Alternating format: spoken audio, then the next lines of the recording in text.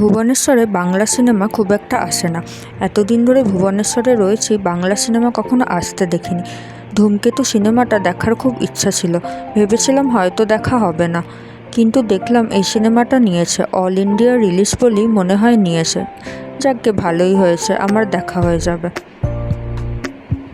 তবে সারা ভুবনেশ্বরের এই একটাই হলে সিনেমাটা নিয়েছে, কিন্তু আশ্চর্যজনক ব্যাপার হলো সিনেমাটা নিলেও রাস্তায় বা হলে কোনো পোস্টার নেই সিনেমাটার।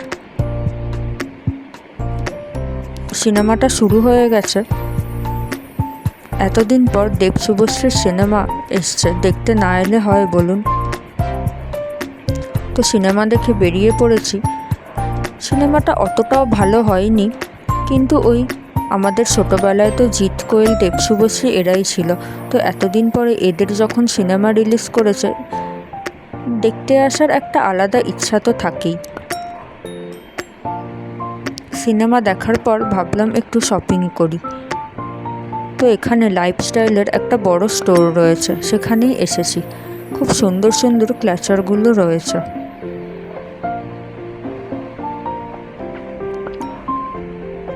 এখানে হোম ডেকোরেরও একটা স্টোর রয়েছে, খুব সুন্দর সুন্দর। এখানে গণেশ মূর্তি, আরও কিছু ঠাকুরের মূর্তি ও অন্যান্য জিনিসও রয়েছে।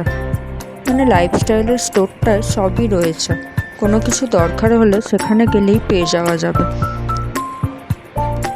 একটু খেতে এসছি, কিন্তু এত ভিড়, একটা জায়গাও ফাঁকা নেই। তো ডিনার করে তারপর আমরা বাড়ি ফিরবো। উইকেন্ডটা ভালোই কাটলো। টাটা।